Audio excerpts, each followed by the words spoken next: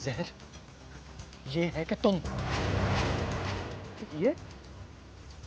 ये तो मेरे लिए अमृत है, अमृत।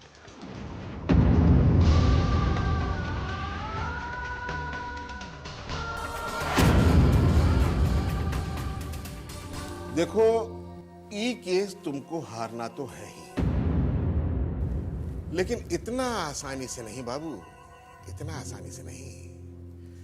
पहले वो बाबूलाल का इज्जत कोर्ट में नीलाम करो। आप ये इतने कॉन्फिडेंस से कैसे कह सकती?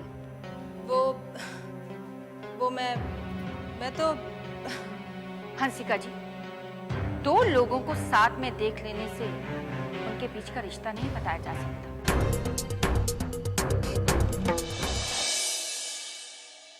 थैंक यू, आप जा सकती हैं।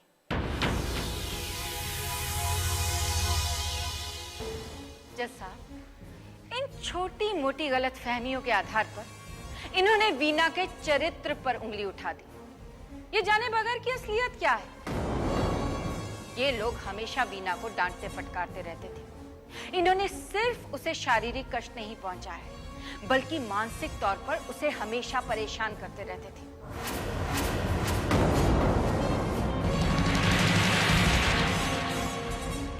आई ऑब्जेक्ट योर ऑनर।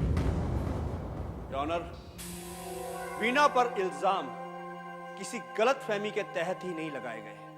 अगर वीना और लक्ष्य में कोई रिश्ता नहीं था तो वीना को लक्ष्य के साथ मिलकर अपने घर में पैसे चुराने की क्या जरूरत थी? योर ऑनर, अपनी इस बात को साबित करने के लिए मैं इंस्पेक्टर साहब को कटघरे में बुलाने की इजाजत चाहूंगा। इजाजत है।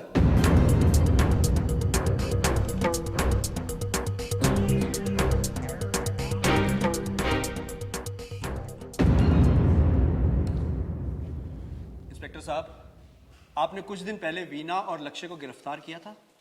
जी हाँ। किस जुर्म में? मिस्टर प्रकाश के घर से पैसों की चोरी हुई थी। आपके पास इस बात का कोई सबूत है कि ये पैसे लक्ष्य और वीना ने मिलकर चुराए थे? जी हाँ, बिल्कुल। वकील साहब, मिस्टर प्रकाश का कहना है कि जिस आदमी से इन लोगों ने पैसों की चोरी करवाई है, उस आदमी का फोन आया था, जो पैसों को सही जगह रखने की बात कर रहा था। और फोन आने की बात वीना जी ने भी कबूल की है। सुन लिया जज साहब। Any questions Neha ji?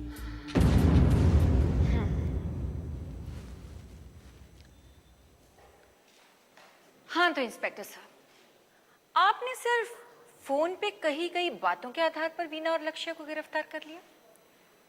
जी हाँ। इंस्पेक्टर साहब, क्या आप ये दावे के साथ कह सकते हैं कि फोन पर जो कहा गया वो सच है? ऐसा नहीं हो सकता कि लक्ष्य को फंसाने के लिए किसी ने ये फोन किया हो सकता है। आपने सुना मिलॉर्ड? हो सकता है। तो इंस्पेक्टर साहब, आपने ये पता लगाने की कोशिश नहीं की कि वो फोन करने वाला कौन था? हमारी तहकीकात जारी है। तो फिर क्या मैं ये मानूं कि जब तक आपकी तहकीकात पूरी नहीं होती, हमें लक्ष्य और वीना को गुनहगार नहीं मानना चाहिए? जी हाँ। That's all, Your Honor. Inspector, अदालत आपको हिदायत देती है कि चोरी के केस को जल्द से जल्द सुलझाने की कोशिश करें आप, और गुनहगार को अदालत में पेश करें। Yes your honour. मिलॉर्ड, मेरे काबिल दोस्त ने अभी तक ऐसा कोई भी सबूत पेश नहीं किया है जो मेरे मुवक्किल को गलत साबित कर सके। लेकिन शायद मैंने ये साबित कर दिया है कि वीना को दहेज के लिए परेशान किया जाता था। मुझे नहीं लगता कि अदालत को इससे ज्यादा कुछ बताने की जरूरत है। लिहाजा मैं चाहूंगी कि अदालत जल्द से जल्द अपना फैसला सुनाए। Thank you milord. Mahesh Raj ji, क्या आपके पास कोई ऐसा ठोस सबूत है जो आपके क्लाइंट को निर्दोष साबित कर सके?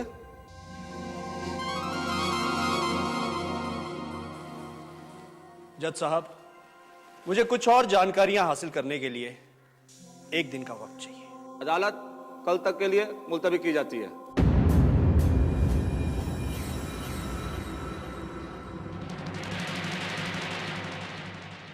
आखिर क्या बात है मोनिका, तुम इतनी परेशान क्यों हो? गलती मैंने की है ना, तो परेशान भी मुझे ही रहना होगा। किस गलती की बात कर रही हो तुम मोनिका? मेरी तो कुछ भी समझ में नहीं आ रहा, तुम्हारी पहेलियां मुझे बिल्कुल भी समझ में नहीं आ रही। प्लीज, तुम्हें मेरी कसम, प्लीज बताओ आखिर बात क्या है? राज, मुझे शक है कि मैं तुम्हारे बच्चे की। क्या मतलब तुम माँ बनने वाली हो? ये तो बहुत ही खुशी की बात है Monica. I really love you Monica. लेकिन एक मिनट, तुम खुश होने के बजाय इतना परेशान क्यों हो रही हो मोनिका? हाँ, क्योंकि ये पाप है राज। मोनिका, दोबारा हमारे प्यार को प्लीज पाप का नाम मत देना। ये दुनिया की नजर में पाप है, और ये मत भूलो कि हमने अभी तक शादी नहीं की, और जब कोई कुंवारी लड़की माँ बनती है तो उसके बच्चे को पाप की निशानी और माँ को कलंकिनी कहते हैं। जो ऐसा कहेगा मैं उसकी जुबान खींच लूंगा। किस किस की जुबान खींचोगे तुम राज? बोलो। समाज के बनाए रीति रिवाज को तोड़ना नामुमकिन है। मोनिका, मैं मानता हूँ कि हमने फेरे नहीं लिए, लेकिन दिल से तो हम एक दूसरे के हो ही चुके हैं। समाज के लोग दिल के रिश्ते को नहीं मानते राज। जो रिश्ते रीति रिवाज के साथ हो, बस उन्हें ही मानते हैं। ठीक है, मैं तुम्हारे कहने का मतलब समझ गया मोनिका। तुम जब कहोगी हम तब कर लेंगे शादी।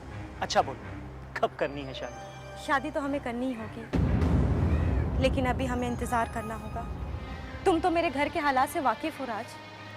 ठीक है मोनिका, तुम जब कहोगी हम तब शादी करेंगे, लेकिन तब तक मैं तुम्हारे चेहरे पर एक भी तकलीफ की शिकन, परेशानी की शिकन नहीं देखना चाहता, क्योंकि मैं तुम्हें जिंदगी की सारी खुशियां देना चाहता हूँ मोनिका। ठीक है? Okay.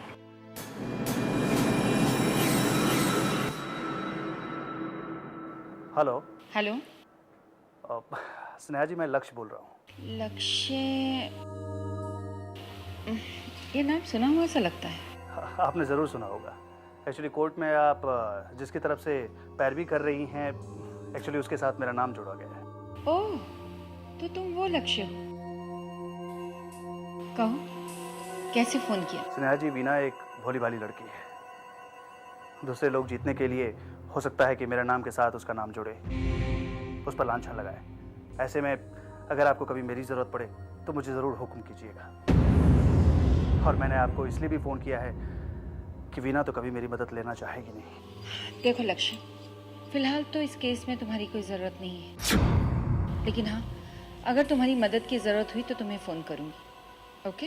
Thanks Sneha ji, thanks a lot. नमस्ते।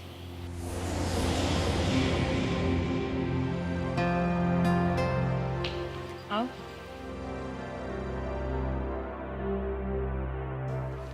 बैठो। लक्ष्य तुम्हारी मदद करना चाहता है। मगर दीदी, मुझे लक्ष्य की मदद की कोई ज़रूरत नहीं। अगर हम केस हारने लगे तब भी नहीं?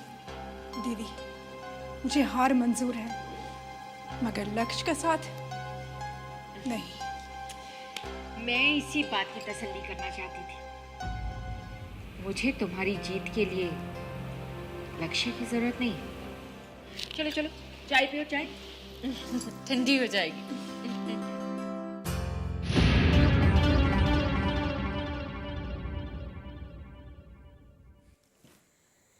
एक सवाल का जवाब दोगे मुझे? ये मेरे घर वालों से किस बात की दुश्मनी निकाल रहे हो तुम? चैन से टीवी भी नहीं देखने देती। लगता है माँ के घर से आ रही हो। एक तो अपने घर के पड़ोस में शादी करके मैंने गलती कर ली। फालतू की बातें छोड़ो, जो मैं सवाल पूछ रही हूँ उस बात का जवाब दो। बीवी जान, ये नफरत, ये घृणा जैसे शब्द तो हमारी डिक्शनरी में ही ना है, और न ही दुश्मनी जैसे शब्द हमारी डिक्शनरी में है। फिर मेरे जैसा आदमी किसी से क्या दुश्मनी करेगा? अच्छा, तो फिर कोर्ट में मेरे घर वालों के खिलाफ गवाही क्यों दी? सरासर गलत बात। मैंने किसी के खिलाफ या किसी के पक्ष में कोई बात ना करी है। मैंने जो भी कहा है सच कहा है, और तुम जानती हो कि सच कहने से मैं कभी नहीं चूकता। तुम सच की दुहाई किसे दे रहे हो? तुम साफ साफ क्यों नहीं कहते कि तुम वीना का साथ दे रहे हो? देखो बीबी जान, तुम इस बात को अच्छी तरह जानती हो कि मैं रिश्ते, नाते, दोस्त, यार सब कुछ बाद में देखता हूँ, और सच को पहले देखता हूँ। सच, माय फुट। तुम जानते हो तुम्हारे इस सच की वजह से मेरा पूरा परिवार मुसीबत में फंस गया। उन्हें जेल की सजा हो सकती है। ये तो पहले सोचना चाहिए था भाग्यवान। कहते हैं ना कि इंसान को कर्मों का फल इसी जन्म में यहीं भोगना पड़ता है।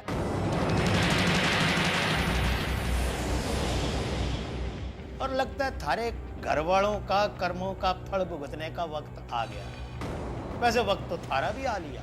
वक्त वक्त की बात है, आज तुम्हारा दिन है, बोल लो। बस एक बार हम लोगों को इस मुसीबत से निकल जाने दो, फिर देखना। अरे बाद की बाद में देखेंगे, पहले इस मुसीबत से तो छुटकारा पा लें, हैं? और भाई मने तो ही आ रही है नींद, सुबह मने कोर्ट भी जाना है, हो सकता है हमारी गवाही की जरूरत पड़ जाए। चल भाई, गुड नाइट। Good night. मेरी वजह से ये सब हो रहा है? और नहीं तो क्या, हमारी वजह से हो रहा है। तुमने इस घर को बर्बादी के कगार पर लाकर खड़ा कर दिया। वाह, क्या खूब कहा आप। वो किसी ने सही कहा है ना, जब बात बिगड़ जाती है तो सब अपना पल्लू झाड़ लेते हैं। बात पल्लू झाड़ने की नहीं है, कसूर हमारा होता ना तो हम मान भी लेते।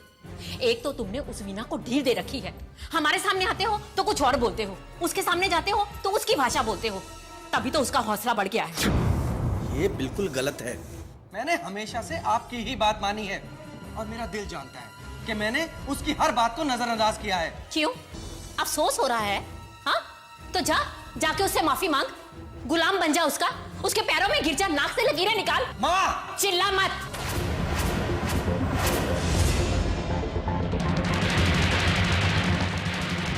मैं सही कह रही हूँ, कम से कम वो केस तो वापस ले लेगी। मैं तो बिना वजह फंस गई। एक तो तुम्हारी बीवी ने बड़ा तंग करके रखा है, वो मुसीबत बनी हुई है, और दूसरा तुम लाखों कमाने के चक्कर में ये पुरखों की बनाई हुई छत भी छीनने की कोशिश कर रहे हो। अब बताओ, कसूर किसका है, हमारा है तुम्हारा?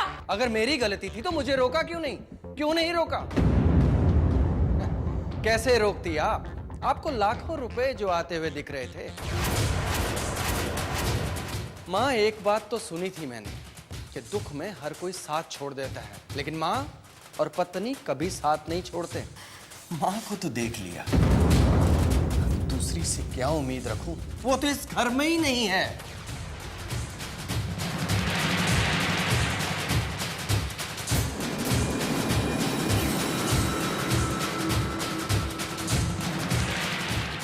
तुम ऐसा सोच भी कैसे सकती हो मोनिका? ये हमारे प्यार की निशानी है, मेरा अंश है, और तुम इसे गिराने की बात कर रही हो? ऐसा करना जरूरी है राज। आज इसके बारे में सिर्फ हम जानते हैं, गुजरते वक्त के साथ हमारी गलतियों का सबूत सब लोगों के सामने आ जाएगा, तब मैं लोगों को क्या जवाब दूंगी? बोलो, क्या जवाब दूंगी मैं? मोनिका, मैं तुमसे वादा करता हूँ कि मैं तुम्हें लोगों को कोई सवाल करने का मौका नहीं दूंगा, क्योंकि जब मेरे नाम का मंगलसूत्र तुम्हारे गले में होगा, मेरे नाम का सिंदूर तुम्हारी मांग में होगा, तो वो कोई भी सवाल तुमसे नहीं कर सकेंगे। मैं तुमसे वादा करता हूँ मोनिका। ये सब इतना आसान नहीं है राज। क्यों आसान नहीं? मैं तो अभी इसी वक्त तुमसे शादी करने को तैयार हूँ। मैं इस वक्त शादी नहीं कर सकती क्योंकि मेरे घर वालों ने अभी तक रजामंदी नहीं दी। मैं इस वक्त शादी नहीं कर सकती क्योंकि मेरे घर वालों ने अभी तक रजामंदी नहीं दी। तो तुम उनसे पूछो ना, और अगर तुम उनसे नहीं पूछ सकती तो मुझसे कहो, मैं उनसे बात करता हूँ। नहीं, मैं तुम्हें पहले बता चुकी हूँ, इस वक्त मैं अपने घर वालों से ऐसी बात नहीं कर सकती। अगर उन्हें हमारे रिश्ते पे एतराज ना भी हो तो इस वक्त वो इनकार कर देंगे। क्यों इनकार कर देंगे? क्योंकि मेरे घर वाले उलझनों में इस कदर फंसे हैं कि वो मेरी जिंदगी से जुड़े फैसले कर ही नहीं सकते। जो भी हो मोनिका, हमारे इस प्यार की निशानी को कुछ भी नहीं होना चाहिए। मोनिका, जिस दिन से ये तुम्हारी कोख में आ गया, तुम एक माँ हो। एक माँ बनकर सोचो, क्या एक माँ अपने ही हाथों से अपने ही बच्चे का कत्ल करेगी? तो मैं क्या करूं राज, मैं क्या करूं? मैं ये किस दोराहे पे आके खड़ी हो गई हूँ जहाँ मुझे समझ नहीं आ रहा कि कौन से रास्ते पे जाऊं। हमारा हर रास्ता इस राज से होकर गुजरता है मोनिका, और तुम बेझिझक इस रास्ते पर चल सकती हो। तुम्हारे रास्ते में आने वाले हर दुख को मैं हर लूंगा। तुम राज पर पूरा भरोसा कर सकती हो मोनिका, पूरा भरोसा। ठीक है राज, मैं तुम्हारे भरोसे ये जोखिम उठाने के लिए तैयार हूँ, लेकिन मेरा ये भरोसा टूटना नहीं चाहिए। मोनिका, जब तक मेरी सांसें चल रही हैं, तुम्हारा भरोसा कभी नहीं टूट सकता, कभी नहीं। अच्छा राज, अब मैं चलती हूँ। सभी कोर्ट से वापस आ चुके होंगे। Okay okay, bye. Bye Monika.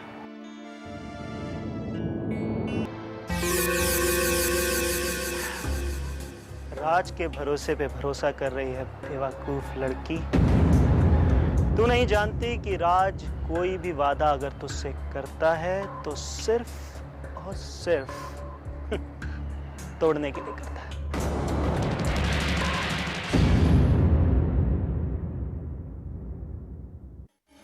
तो जाके उससे माफी मांग, गुलाम बन जा उसका, उसके पैरों में गिर जा, नाक से लकीरें निकाल।